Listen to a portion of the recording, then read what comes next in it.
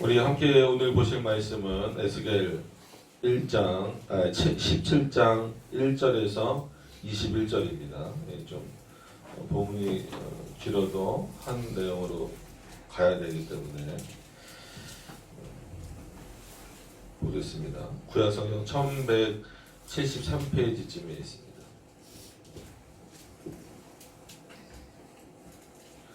제가 봉독해 드리겠습니다. 여호와의 말씀이 내게 임하여 가라사대 인자야 너는 수수께끼와 비유를 이스라엘 족속에게 베풀어 이르기를 주 여호와의 말씀에 채색이 굽이하고 날개가 크고 기식이 일고 털이 숱한 큰 독수리가 레바논에 이르러 100평명 높은 가지를 쥐하되 그 11가지 끝을 꺾어 가지고 장사하는 땅에 이르러 상고의 성읍에 두고 그 땅의 종자를 취하여 옥토에 심되 수양버들가지처럼 큰 물가에 심더니 그것이 자라며 퍼져서 높지 아니한 포도나무 곧 굵은 가지와 가는 가지가 난 포도나무가 되어 그 가지는 독수리를 향하였고 그 뿌리는 독수리 아래에 있었더라. 또 날개가 크고 털이 많은 큰 독수리 하나가 있었는데 그 포도나무가 이 독수리에게 물을 받으려고 그 심긴 두둑에서 그를 향하여 뿌리가 바라고 가지가 퍼졌도다. 그 포도나무를 큰 물가 옥토에 심은 것은 가지를 내고 열매를 맺어서 아름다운 포도나무를 이루게 하려 하였음이니라. 너는 이르기를 주 여호와의 말씀에 그 나무가 능히 번성하겠느냐? 이 독수리가 어찌 그 뿌리를 빼고 실과를 따며 그 나무로 시들게 하지 아니하겠으며 그 연한 잎사귀로 마르게 하지 아니하겠느냐? 많은 백성이나 강한 팔이 아니라도 그 뿌리를 뽑으리라. 볼지어다 그것이 심겼으나 번성하였느냐? 동풍에 부딪힐 때에 아주 마르지 아니하겠느냐? 그 자라던 두둑에서 마르리라 하셨다 하라. 여호와의 말씀이 또 내게 임하여 가라사대 너는 패역한 족속에게 묻기를 너희가 이 비유를 깨닫지 못하겠느냐 하고 그들에게 고하기를 바벨론 왕이 예루살렘에 이르러 왕과 방백을 사로잡아 바벨론 자기에게로 끌어가고 그 왕족 중에 하나를 택하여 언약을 세우고 그로 맹세케 하고 또 그 땅에 능한 자들을 갔나니 이는 나라를 낮추어 스스로 서지 못하고 그 언약을 지켜야 능히 서게 하려 하였으며거늘 그가 사자를 애굽에 보내어 말과 군대를 구함으로 바벨론 왕을 배반하였으니 형통하겠느냐? 이런 일을 행한 자가 피하겠느냐? 언약을 배반하고 피하겠느냐? 나 주 여호와가 말하노라. 내가 나의 삶을 두고 맹세하노니 바벨론 왕이 그들 왕으로 세웠거늘 그가 맹세를 업신여겨 언약을 배반하였은즉 그 왕에 거하는 것 곧 바벨론 중에서 왕과 함께 있다가 죽을 것이라. 대적이 토성을 쌓으며 운제를 세우고 많은 사람을 멸절하려 할 때에 바로가 그 큰 군대와 많은 무리로도 그 전쟁에 그를 도와주지 못하리라. 그가 이미 손을 내밀어 언약하였거늘 맹세를 업신여겨 언약을 배반하고 이 모든 일을 행하였으니 피하지 못하리라. 그러므로 나 주 여호와가 말하노라. 내가 나의 삶을 두고 맹세하노니 그가 내 맹세를 업신여기고 내 언약을 배반하였은즉 내가 그 죄를 그 머리에 돌리되 내 그물을 그 위에 베풀며 내 올무에 걸리게 하여 끌고 바벨론으로 가서 나를 반역하여 그 반역을 거기서 국문할지며 그 모든 군대에서 도망한 자들은 다 칼에 엎드러질 것이요 그 남은 자는 사방으로 흩어지리니 나 여호와가 이것을 말할 줄을 너희가 알리라. 아멘. 기도하도록 하겠습니다. 하나님, 오늘도 하나님의 말씀을 함께 나누고자 합니다. 우리가 계속해서 에스겔서를 보고 있는데 이 에스겔서를 통하여서 역사하시는 그 하나님의 통치 방식을 통하여서 우리가 하나님 앞에 어떻게 살아가야 할 것인지를 다시 한 번 더 확인케 하여 주시옵시고 삼위일체 하나님의 그 섭리 역사를 다시 한 번 더 확인하면서 그의 작정과 예정하심이 얼마나 또 깊이 있는 것인가를 그리고 그것이 왜 불변한가를 또 확인할 수 있는 귀한 시간들이 되게 하여 주시옵소서. 모든 것 주님께 의지하며 예수님의 이름으로 기도드립니다.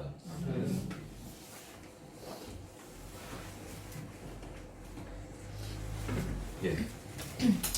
17장은 이제 에스겔의 좀 특징처럼 이제 자리 잡았죠. 그래서 비유로 많이 말씀을 하시는데 여태까지는 어떤 의미에서 보면 에스겔 당시에 이스라엘 백성들이 어떤 상태인가, 그리고 어떻게 하나님이 형벌을 내리시겠는가에 대한 어떤 그 비유다라고 한다면 17장도 물론 그 내용에 대한 비유입니다. 결과적으로는 그럼에도 불구하고 시작은 마치 그 이전에 나와 있는 것처럼 너는 수수께끼와, 그러니까 에스겔로 하여금 이렇게 말씀하게 하신 거죠. 너는 수수께끼와 비유를 이스라엘 족속에게 말하라, 베풀라라는 것은 이게 마치 한번 풀어보게 해라, 답하게 해라. 그러니까 수수께끼처럼 말을 해보고 비유로 한번 들어서 얘기를 해보고 이스라엘이 그것에 대해서 어떻게 말하는지 한번 해보라, 이제 그런 의미로 표현하고 있습니다. 그러면서 그 당시에 즉 이 에스겔 당시의 내용을 수수께끼로 내거나 비유로 내지 않고 결과적으로는 지금 이 패역한 이스라엘을 향한 하나님의 형벌이 있을 것이다라는 거예요. 물론 이거는 뭐 끊임없는 에스겔을 볼 때마다 나오는 결론일 수밖에 없습니다. 그러니까 우리가 이 결론을 가지고 하나님께서 에스겔을 통하여서 계속해서 반복적으로 똑같은 결론입니다. 그러니까 에스겔의 물론 중간중간에 그럼에도 불구하고 이 당시에 남아있는 하나님의 백성들을 다시 회복시켜 주시겠다라고 하는 그런 내용들은 있어요. 그럼에도 불구하고 전체적인 에스겔의 그 핵심적인 내용은 뭐예요? 내가 너를 심판하겠다라는 거예요. 이거는 뭐 1장부터 마지막 장까지 똑같은 결론이에요. 그래서 에스겔서를 설교할 때 결론은 결국은 그게 될 수밖에 없어요. 하나님의 이 형벌이 임박했다. 왜 그러냐면 너희들의 해악함 때문입니다. 이거를 이렇게도 말씀하시고 때로는 직접적으로 말씀하시기도 하고 뭐 비유를 들어서 말씀하시기를 하기도 하고 아니면 여러 가지 상황들을 들어서 말씀하시기도 하고 또 어떨 때는 좀 이렇게 표현이 그렇지만 달래주시기도 하고 하지만 결론은 뭐예요? 너희들은 패역했기 때문에 내 형벌을 피할 수 있다 없다? 피할 수 없다라고 하는 거예요. 그러면서 확실하게 더 예정론에 대해서 알 수 있는 거죠. 아, 민족적 이스라엘이 택자가 아니구나. 진정한 택자는 하나님이 창세 전에 택하신 자들, 그들이 택자구나. 아무리 육신적으로 할례를 받거나 그럼 지금 세례로 넘어오게 되겠죠.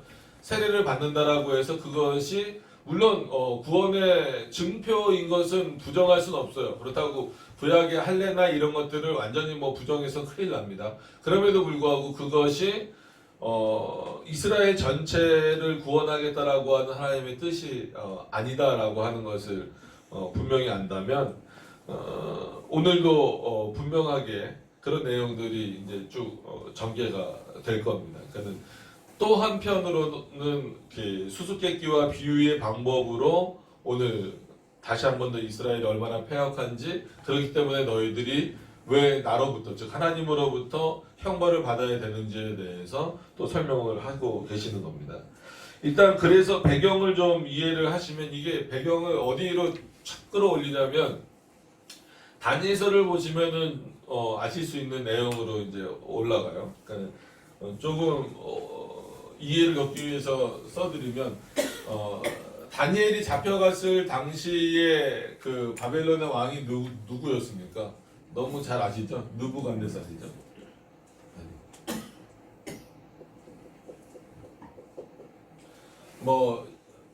그러니까는 이때는 이미 이스라엘이 나눠져 있습니다. 그래서 이스라엘이 한 나라가 아니라 지금 우리나라처럼 마치 분단 국가처럼 된 건데 북이스라엘하고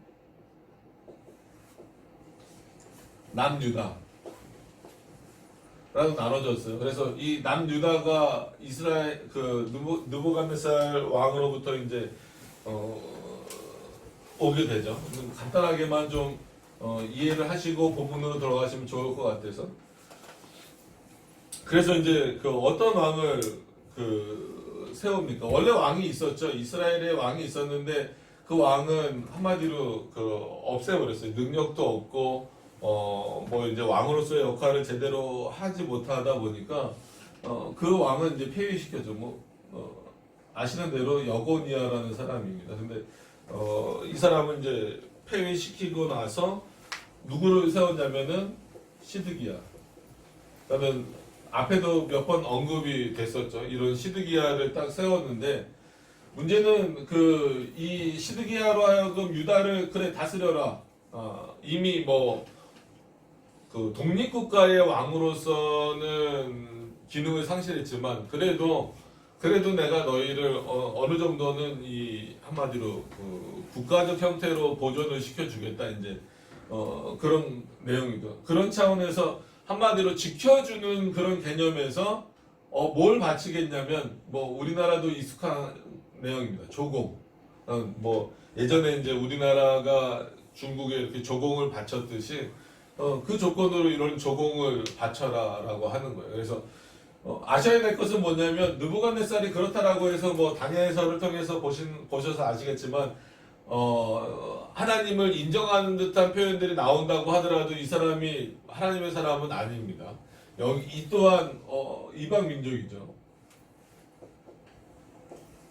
근데 하나님의 그 섭리 가운데에서 어떻게 보면 약화될 대로 약화되어져 있는 이스라엘을 누구로 하여금 이방 민족으로 하여금 조공을 바치든 어떻게 하든지 간에 지켜주게 하셨어요. 그래서 완전히 멸망하지 않도록. 그러니까 이것이 참 또 하나님의 놀라운 또 섭리 가운데 하나입니다. 그래서 하나님이 이방 민족을 사용하실 때 무조건 이스라엘을 멸망하시는 것으로만 사용하시지 않고 때로는 이렇게 어떤 형태로든 물론 아주 자유로운 형태는 아니지만 이스라엘을 좀 유지시켜주는 어느 정도의 틀을 가지고 있었어요.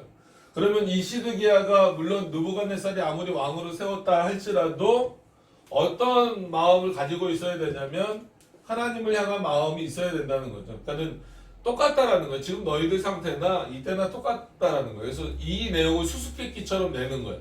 역사적으로 알고 있는 내용을 지금 에스겔로 하여금 수수께끼처럼 내게 해서 그 내용의 답을 주시려고 하는 거죠.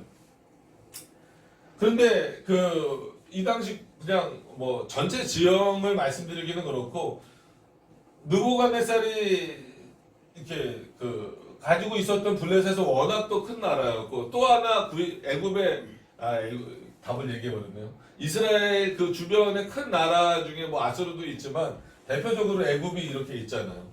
그러니까 이 애굽 입장에서 느부갓네살이 이 블레셋을 가지고 블레셋 군대를 가지고 이렇게 막 퍼져 나가니까 뭐 이미 이스라엘도 형태는 내버려뒀지만 국가적 형태는 내버려뒀지만 속국처럼 만들어 버렸기 때문에 곧 자기네들도 위협을 느끼고 있는 거예요. 우리가 과연 블레셋을 직접 싸워서 이길 수 있을까? 그러니까 애굽이 더 셀 때가 있고 블레셋이 더 셀 때가 있고 막 역사상 보면 그럴 수밖에 없죠. 그것을 시드기야도 알고 있었기 때문에 이런 상황들을 알고 있었기 때문에 뭐 이스라엘이 중간에 낀 것처럼 그냥 표현을 해보죠. 지리적인 걸 지금 말씀드리는 게 아닙니다. 어떤 힘의 균형적인 거를 말씀드리는 거예요. 그러니까 이 애굽도 이스라엘 이방인이죠. 근데 이 느부갓네살은 어쩔 수 없이 잡혀왔기 때문에 이 조공을 바치는 게 하나님이 마치 이스라엘을 보호하시는 또 하나의 방식이었어요. 근데 이 느부갓네살이 이렇게 이 전쟁을 좋아하는 게 아니라 영토를 넓히는 걸 좋아하다 보니까 뭐하러 자꾸 나가게 돼요.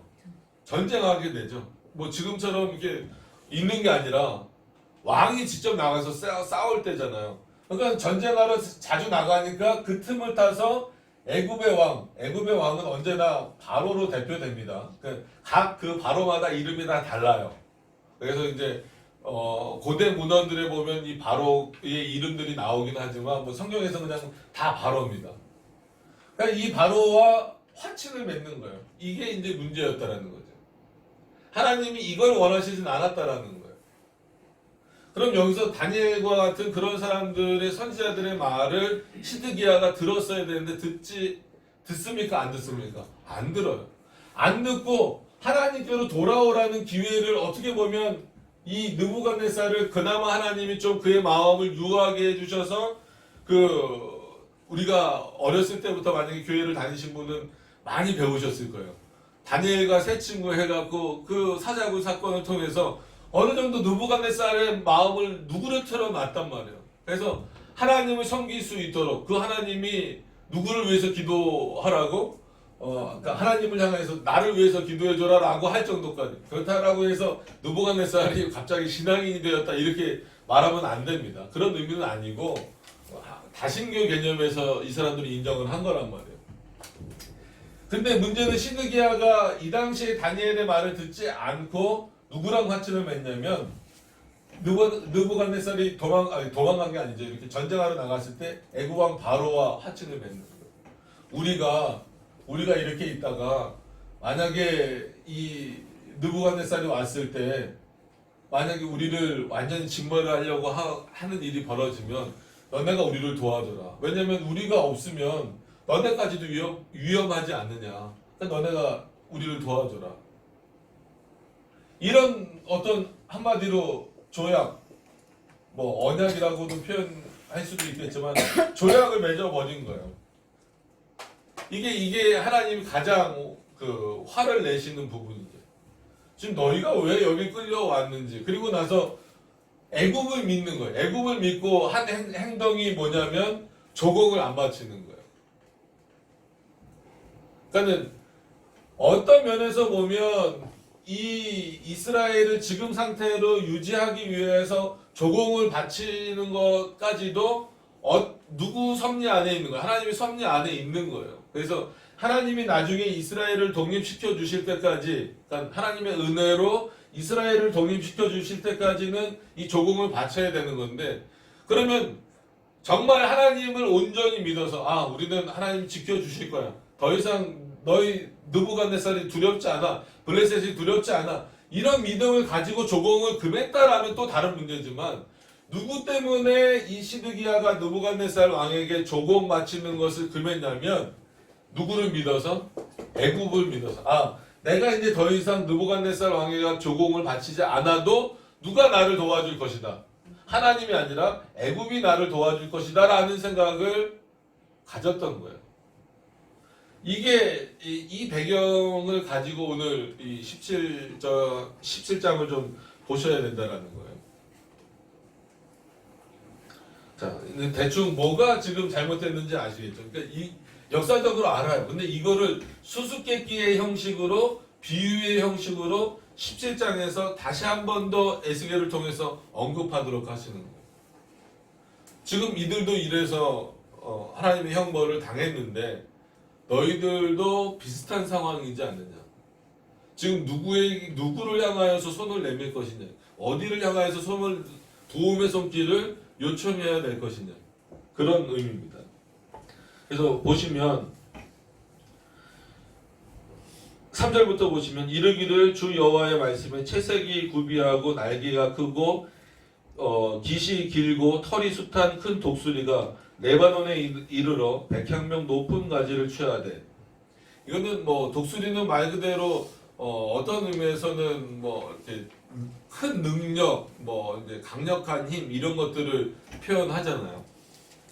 레바논에 이르렀다라고 하는 것은 레바논의 100향명 그러면 떠오르는 게 여러분들 뭐가 있으십니까? 성전이죠, 성전. 물론 궁전도 있지만 성전이 먼저 떠오르셔야 됩니다. 그래서 이거를 뭐 예루살렘 성전이다 이렇게 해석하기도 하는데 뭐 그거는 이제 그렇게 해석하는 분도 있고 그냥 이 레바논의 100향명이 나는 그 지역으로 보는 분들도 있습니다. 그래서 그 연한가지 끝을 꺾어 가지고 장사하는 땅에 이르러 상고의 성읍에 두고. 그래서 연한가지는 이제 먼저 왕, 이 시드기야 왕이 아니라 아까 말씀드렸던 여고니아와 같은 좀 이렇게 연약한 왕, 그 왕을 말하고 있는 겁니다.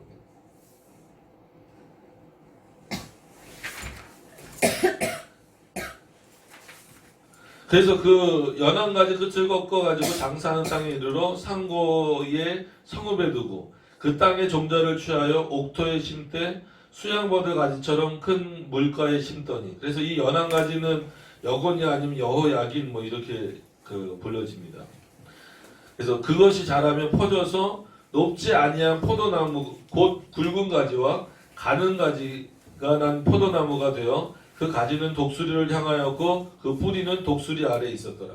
근데 여기서는 이 독수리가 보통 하나님의 힘과 능력 이렇게 표현됐는데 비슷한 비유를, 그러니까 이게 이스라엘 백성들로 하여금은 되게 어려운 내용이에요. 그러니까 물론 믿음도 있어야 되지만 어느 정도 이해력이 없으면 부족한 거야. 그러니까 독수리가 나무를 심는다? 이건 솔직한 얘기로 불가능한 거잖아요. 그럼에도 불구하고 독수리가 나무를 심는다라는 것은 그렇게 능력이 많은 자가 한마디로 열매를 맺기 위해서 나무를 심는다. 그럼 이거는, 이런 비유는 이스라엘에게 있어서 어떤 차원에서 익숙한 거예요? 하나님이 심으시고, 하나님이 이스라엘을 심으시고, 이스라엘은 그 심으신 하나님에게 합당한 열매를 맺어내는 것. 이런 내용으로 익숙해져 있잖아요. 근데 오늘은 이 비유가 어떤 비유예요? 이 독수리가 돼서 나무를 심었다라는 것 자체가 바로 여기라는 거예요. 이걸 가지고 하나님으로 바로 연결시키면 안 돼요. 느부갓네살이 자기가 원하는 뭐예요? 열매를 얻기 위해서 누구로 하여금, 이 이스라엘 백성들로 하여금, 그러니까 종처럼 부리기 위해서 그렇게 심었다라는 거예요. 그래서 이 배경 설명을 드린 겁니다. 그러니까 왜냐하면 너무 우리도 익숙한 대로 이 본문을 보면서 하나님의 능력으로 이스라엘이 그 포도나무처럼 심겼구나 이렇게 보실까봐.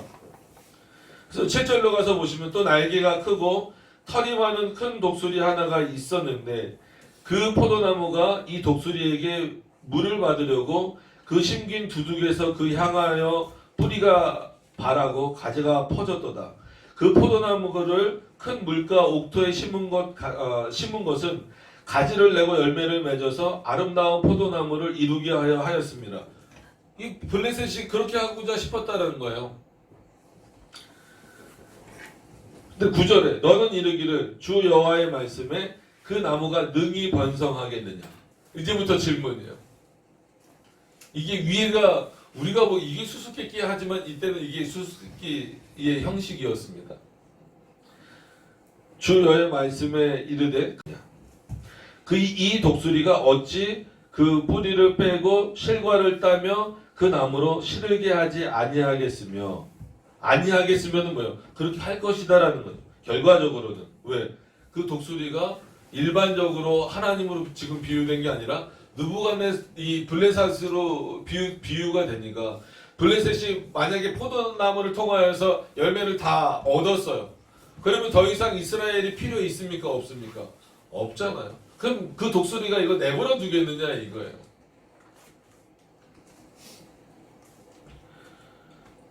그 연한 잎사귀로 마르게 하지 아니하겠느냐. 많은 백성이나 강한 팔이 아니라도 그 뿌리를 뽑으리라. 이거는요, 이스라엘을 한마디로 요 사이에 껴있는 이스라엘을 치는 데 있어서 블레셋이 나중에 느부갓네살 왕이 돌아오잖아요. 그러니까 그 역사 배경을 또 뭐 이제 다니엘서나 이런 거 그 이후의 내용을 보시면 알지만, 와서 돌아와 보니까 이 시드기야가 어디랑 붙어 있는 거예요? 애굽이랑 한마디로 붙어 있는 거예요. 그래서 조공을 바치라니까 바치지도 않고 애굽이 우리를 도와줄 거다 이런 얘기하고 그러니까 느부갓네살 입장에서는 화가 납니까 안 납니까? 당연히 화가 날 수밖에 없죠. 그러니까 어떤 일이 벌어져요? 이스라엘을 한마디로 진멸하는 일이 벌어져요. 그건 하나님의 심판이 결국은 누구를 통해서 이루어지는 거예요? 블레셋을 통해서 이루어지는 거예요. 가만히 있었으면 하나님이 이스라엘의 잘못으로 인하여서, 그 당시에도 이스라엘의 잘못으로 인하여서 블레셋의, 즉 느부갓네살 왕에게 붙여주셨지만 다니엘이라고 하는 선지자를 통하여서 누구의 마음을 다시 한 번 더 이렇게 풀어주셨어요. 느부갓네살 왕의 마음을 풀어주셨기 때문에 이스라엘은 오히려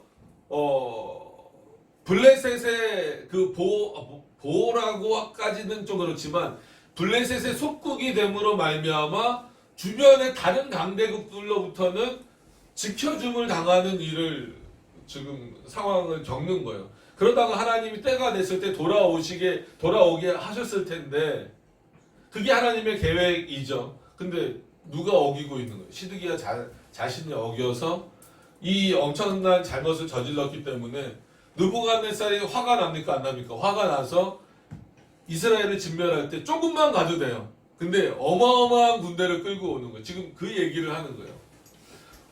어마어마한 군대를 끌고 오는데 솔직한 얘기로 이 블레셋이 너희를 진멸할 때 한마디로 이 포도나무를 뽑을 때 그렇게 독수리와 같은 힘이 필요하지도 않았다라는 거예요.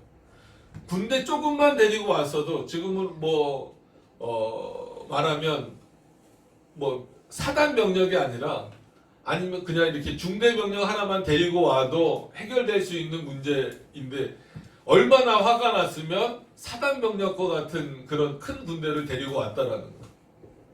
그러니까 이게 이스라엘에게 있어서는 얼마나 큰 형벌이 되겠어요. 그래서 열매만 딱 자르는, 즉 가지만 자르는 게 아니라 뿌리까지 뽑아버렸다라는 거예요.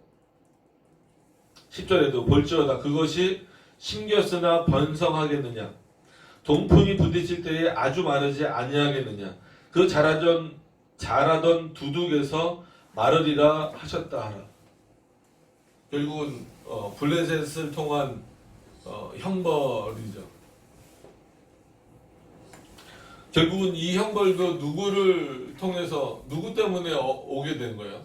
시드기야라는 한 왕의 개인적인 욕심이기도 하지만 동시에 이스라엘 백성 전체, 하나님의 말씀을 듣지 않는, 또 말씀드리지만 참된 선지자의 말을 듣지 않는 이스라엘 백성들. 그 당시에는 다니엘이라고 하는 선지자가 있었잖아요. 근데 그의 말을 듣습니까? 안 듣습니까? 안 들어요. 이 당시엔 누가 있어요? 에스겔이 있는데 들어요? 안 들어요? 안 들어요. 그러면 너희도 이 시드기야 왕과 그 시대처럼 또다시 형벌에 들어갈 수밖에 없다라는 거예요. 우리가 언뜻 보기엔 이게 수수께끼인가? 라고 생각할 수도 있지만 하나님은 이걸 수수께끼라고 말씀하신 거예요. 그래서 여호와께서 또 11절입니다. 여호와의 말씀이 또 내게 임하여 가라사대 너는 패역한 족속에게 묻기를. 이게 누구예요? 이스라엘이잖아요. 이스라엘이 패역하다라는 거는 수도 없이 반복이 되죠. 이게 몇 번이 요 21절까지 가는 그 과정 속에서 몇 번이 반복되는지 몰라요. 그래서 너는 패역한 족속에게 묻기를 너희가 이 비유를 깨닫지 못하겠느냐. 이 역사적 사실이면서 독수리와 포도나무로 비유한 이 역사적 사실을 너희가 못 깨닫겠느냐 이거예요. 그들에게 고하기를 바벨론 왕이 예루살렘에 이르러 왕과 방백을 사로잡아 바벨론 자기에게로 끌어가고, 이게 이제 직접 말씀하시는 거죠. 지금도 바벨론에 끌려왔으니까 그 왕족 중 하나를 택하여 언약을 세우고 그로 맹세케 하고 또 그 땅에 능한 자들을 옮겨갔나니 이는 나라를 낮추어 스스로 서지 못하고, 그죠? 독립국가가 못되게 하겠다라는 거잖아요. 그 언약을 지켜야 능히 서게 하려 하였습니다. 언약이 뭐예요? 조국 바치라 이거. 그때야 내가 지켜주겠다라는 그 얘기를 말씀하시는 거예요. 그가 사자를 애굽에 보내어 말과 군대를 구함으로, 이 시드기야가 애굽에 갔다는 거예요. 가면 안 되는데 간 거예요. 그 사자를 애굽에 보내어 말과 군대를 구함으로 바벨론 왕을 배반하였으니. 자, 하나님께서 이렇게 말씀하시는 이유가 뭐예요? 아까도 말씀드렸지만 바벨론이 지금 좋은 나라가 아니란 말이에요. 그럼에도 불구하고 하나님은 때로는 이방 민족을 통하여서 연약해진 이스라엘을 도우실 때도 있다는 거예요. 근데 자기네들의 연약함을 깨달았으면 이 언약의 내용을 잘 지키면서 하나님이 자기네들을 이 또한 바벨론에서부터 구해내 주실 것을 기대하면서 있어야 됨에도 불구하고 어디로 가는 거예요? 애굽으로 또 간다라는 거예요. 애굽으로. 지금 너희 이스라엘하고 똑같지 않느냐 이런 거예요. 에스겔 당시에. 내가 지금 너희들로 하여금 포로로 잡혀오게 했고 그랬으면 하나님을 향하여 가야 되는데, 우리가 16장 그 이전부터 계속 살펴봤지만 누구랑 자꾸 화친을 맺으러 가요. 도와달라고. 아수르한테 가고 막 심지어 갈대아인한테까지도 가고 그러잖아요. 똑같은 모습이었다라는 거죠. 마치 역사가 반복되듯이 이미 그런 일이 있었다. 그래서 하나님이 역사적 사실을 비유로 또 말씀하시는 거잖아요. 바벨론 왕을 배반하였으니 형통하겠느냐. 내가 너희를 바벨론에게 붙였을 때는 그만한 이유가 있는데 우리는 솔직히 이해하기 힘들어요. 어떻게 하나님이 자신의 백성을 이방 민족에게 붙여서 한마디로 그 삶을 유지하도록 하셨을까? 그리고 또 다른 이방 민족에게 붙인 화친을 맺게 하셔서 서로 싸우게 하시는 그런 모습들이 나오는 거예요. 형통하겠느냐? 이런 일을 행한 자가 피하겠느냐? 언약을 배반하고 피하겠느냐? 못 피한다 이거. 이것은 어떤 의미에서 보면 너희들에게 있어서는 비참한 일이라 할지라도 내가 너희를 위해서 맺게 한 언약이다라는 거예요. 그럼 이거 열심히 지켜야지 왜 애굽에 왜 갔느냐 이건.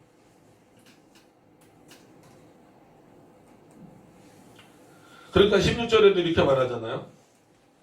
나 주여가 말하노라 내 삶을 두고 맹세하노니 바벨론 왕이 그 왕을 세웠거늘 그가 맹세를 없이 여겨 언약을 배반하였은즉 그 왕에 거하는 곳 바벨론 중에서 왕과 함께 있다가 죽을 것이라.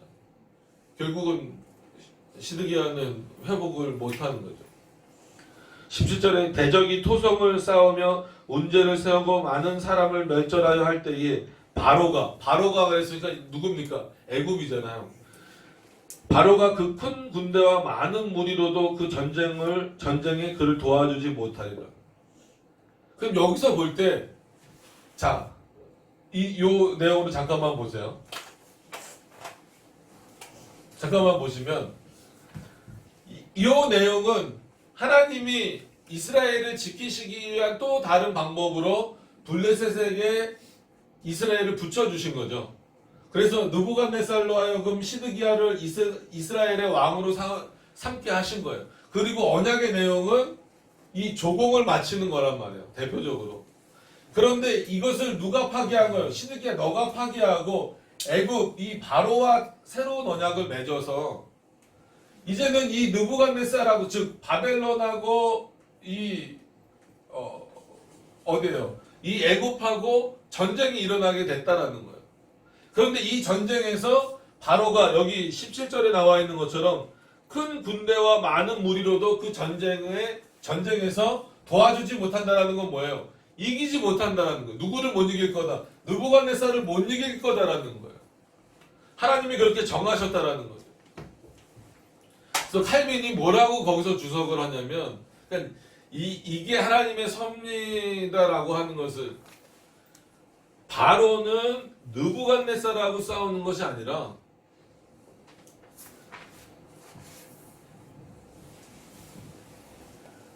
바로는 하나님의 섭리와 싸우고 있다라는 거예요.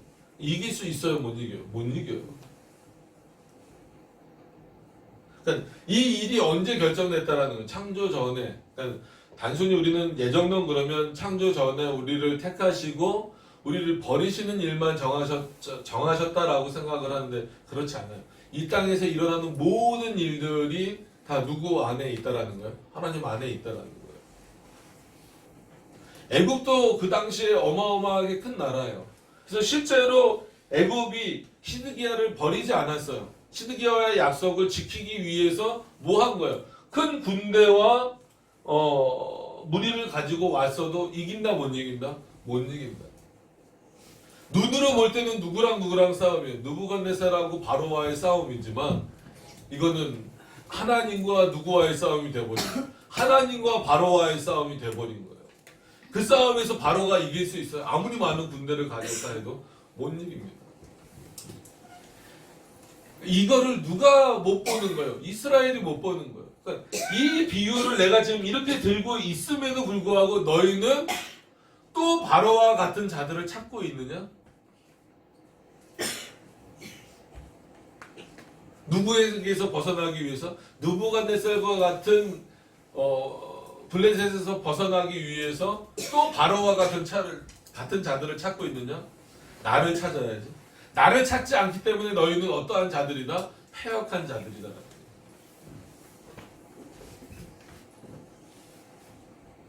같은 내용을 계속해서 반복하시는 거예요. 왜? 못 깨닫으니까. 이렇게 말해도 못 깨닫고 저렇게 말해도 못 깨닫고 직접 화를 내셔도 못 깨닫고. 그러니까 오늘은 17장에서는 수수께끼와 비유로 말씀하신다라고. 너희가 이렇게 내가 비유를 들어주는데도 역사적 사실을 비유로 들어주는데도 마치 그리고 수수께끼처럼 이렇게 물어봤는데도 답을 못하고 깨닫지 못한다면 정말 너희는 패역한 그것을 스스로 증거하는 거다. 18절에 그가 이미 손을 내밀어 연약하였거늘 맹세를 업신여겨 언약을 배반하고 이 모든 일을 행하였으므로 피하지 못하리라. 누가요? 시드기야. 바로가 못 이기는 것은 누구 때문이야? 시드기야 때문이라는. 결국은 이스라엘 때문이라는 거. 그러므로 나 주 여호와가 말하노라 내가 나의 삶을 두고 맹세하는 이런 표현은 얼마나 하나님의 그 의지와 뜻이 강한지를 보여주는 부분이라고 말씀을 드렸습니다. 내 맹세를 업신여기고 내 언약을 배반하였은즉 내가 죄를 그 머리에 돌리되 내 그물을 그 위에 베풀며 내 올무에 걸리게 하여 끌고 바벨론으로 가서 나를 반역한 그 반역을 거기서 국문할지며. 어떤 의미에서 보면 하나님께서 이스라엘을 이렇게 만들어 놓으신 것 자체를 너희가 이해를 못하고 있었다라는 거예요. 이것을 어기는 것은 마치 뭘 어기는 것처럼 하나님의 언약을 어기는 것처럼 하나님의 섭리를 잘 깨닫지 못하고 있었다라는 거예요. 지금도 그렇기 때문에 뭐 바벨론에게 블레셋에게 순종하라 이것이 아니라 하나님이 누구신가를 분명히 너희들이 인식하지 못하는 이상 너희는 어쩔 수 없이 나를 버리고 떠나서 이방신을 섬기든 이방 민족을 향해 갈 수밖에 없는 패역한 존재가 될 수밖에 없다라는 거예요. 그리고 결과적으로 나를 대적하는 대적자가 될 수밖에 없다라는 거죠. 그래서 21절이 이렇게 맞춰지죠. 그 모든 군대에서 도망한 자들은 군대를 아무리 의지해봤자 이길 사람이 없습니다. 늘 말씀드리는 것처럼 전쟁은 누구에게 속했다라고 성경에 나와 있어요. 하나님께 속했어요. 이스라엘이 전력이 뛰어나서 이긴 적은 몇 번 없습니다. 그죠? 대부분 하나님이 도우셨기 때문에 이긴 거예요.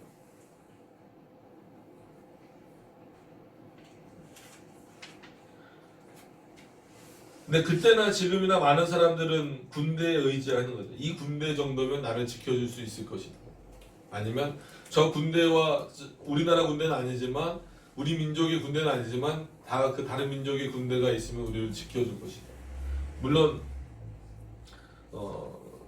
그럴 수도 있죠. 그럼에도 불구하고 그 모든 것들이 하나님의 섭리 안에서 즉 하나님 뜻 안에서 순종하는 차원에서 이루어지지 않는다면 거의 심각한 문제가 될 수밖에 없어요. 그 모든 군대에서 도망한 자들은 다 칼에 엎드러질 것이요 그 남은 자는 사방으로 흩어지리니 나 여호와가 이것을 말한 줄을 너희가 알리라. 제발 이제 좀 깨달아라. 그러니까 패역한 이스라엘아, 이때나 지금이나 패역한 너희들아, 군대를 의지하지 말고 군대를 의지하지 말라는 거는 결국 뭐겠어요? 세상을 의지하지 말고 너희를 택한 누구를, 그게 민족적이든 뭐든 간에 너희를 택한 하나님을 좀 바라보라는 거예요. 지금 한국교회도 그런 차원에서 나라를 위해서 많이 기도해야 되고 교회를 위해서 많이 기도해야 되는데 여전히 눈에 보이는 것들에 의지하는 경우가 많죠. 물론 이 부분이 이제 또 자칫 잘못 이해하게 되면 군대를 부정하거나 아니면 뭐 또 예를 들어서 뭐 주한미군 철수 뭐 이런 식으로 가면 큰일 납니다. 그런 방식은 옳은 방식이 아니에요. 이 본문을 가지고 그렇게 적용하는 것은 하나님의 그 섭리를 이해한다면 오히려 하나님께서 그 미국이라고 하는 나라를 통하여서 이 대한민국을 유지시키고 있는 그 의미를 이해를 하셔야 돼요. 그걸 이해를 하신다면 이 국가를 위해서 다시 한 번 더 우리가 어떻게 하나님을 향하여 나아가야 되는가에 대한 내용들을 깨달을 수 있을 겁니다. 그래서 오늘도 계속해서 그 17장 전체에서 물론 이제 여기서 끄는 것은 22절부터 24절까지 또 그럼에도 불구하고 내가 너희를 회복시켜 주겠다라는 하나님의 그런 위로와 어떤 또 소망의 말씀들이 나오기 때문에 21절까지 끄는 겁니다. 21절까지의 내용을 살펴보면 그거예요. 결론적으로는 뭐 결론은 똑같을 수밖에 없다라고 말씀을 드렸어요. 임박한 이스라엘에 대한 형벌. 왜 그럴까요? 그들이 패역했기 때문입니다. 오늘은 어떤 방식으로 알리신 거예요? 수수께끼와 비유의 방식으로 알리셨지만 여전히 이스라엘 백성들은 잘 못 깨닫고 어느 상태에 빠져 있다는 거예요. 패역함에 빠져 있다는 거예요. 자기 스스로만 믿고 아니면 주변에 있는 강대국들하고만 손을 잡으려고 하는 그 모습이 늘 안타깝다는 거예요. 그러니까 누구의 말을 안 듣는 거예요. 가깝게는 에스겔의 말을 안 듣는 거예요. 에스겔을 참 선지자로 인정하지 못하는 그 안타까움이 여전히 나오는 거예요. 그래서 여전히 하나님의 말씀이 증거되고 있는 이때에 참된 말씀을 찾는 것이 물론 중요합니다. 또 목사 입장에서 참된 말씀을 전해야 되는 것도 중요하지만 하나님의 말씀은 하나님의 말씀으로 이렇게 받아들이고 또 인식하고 깨닫는 그 내용은 우리들에게 있어서 참으로 중요한 내용이다라고 하는 것을 기억하셔서 오늘 이 17장의 말씀처럼 어떤 의미에서는 16장이나 17장이나 15장이나 아니면 나중에 또 볼 18장이나 다르지 않아요. 에스겔서 같은 경우를 뭐 설교하거나 이렇게 할 때 좀 힘든 부분은 결론이 똑같아요. 결론은 이미 나와 있어요. 어떤 이스라엘? 형벌을 받아야 되는 이스라엘. 왜? 패역했기 때문에. 그러니까 이거를 하나님이 여러 가지 다양한 방식으로 말씀을 하시니까 그것을 이해하시면서 여러분들이 보시면서 우리가 이 땅에서 이런 내용들을 보면서 어떻게 그리스도인답게 살아가야 할 것인가. 지금 이 시대에 어떤 면에서 보면 지금 시대도 마찬가지잖아요. 하나님을 찾기보다는 수많은 그리스도인들이 하나님을 찾기보다는 누구를 더 찾아요? 이방 민족을 더 찾아요. 그러니까 세상을 더 찾아요. 오늘 아이들 교육도 그 부분이었어요. 이삭이 이제 본격적으로 그러니까 창세기를 지금 계속해서 아이들하고 읽어 나가면서 보고 있는데 아브라함이 죽고 나서 이제 이삭이 본격적으로 이스라엘을 이끌어 가야 되는데 어떻게 보면은 이삭에게는 크게 보이는 아버지가 돌아가시고 난 다음에 자기가 이스라엘을 이끌려다 보니까 너무 힘든 거예요. 그러다 보니까 그럴 때일수록 더 누구를 바라봐야 돼요? 하나님을 바라봐야 되는데 그냥 눈앞에 그냥 아비멜렉 탁 나오니까 그냥 탁 잡아버리는 아비멜렉이 좋은 말 이게 귀에 이렇게 뭔가 이렇게 좀 달콤한 말을 하니까 그냥 아비멜렉하고 탁 손잡아 버리는 거예요. 근데 그게 뭐예요? 이삭에 있어서 여러 가지 몇 가지 실수가 있지만 그 중에 가장 큰 실수 중에 하나란 말이에요. 그런 걸 볼 때 지금 이 시대에서도 마찬가지예요. 우리가 누구를 붙잡아야 될 것인가. 솔직히 붙잡아야 될 사람은 없습니다. 붙잡아야 될 분이 있는 거예요. 그게 누구예요? 살아계신 하나님이라는 거예요.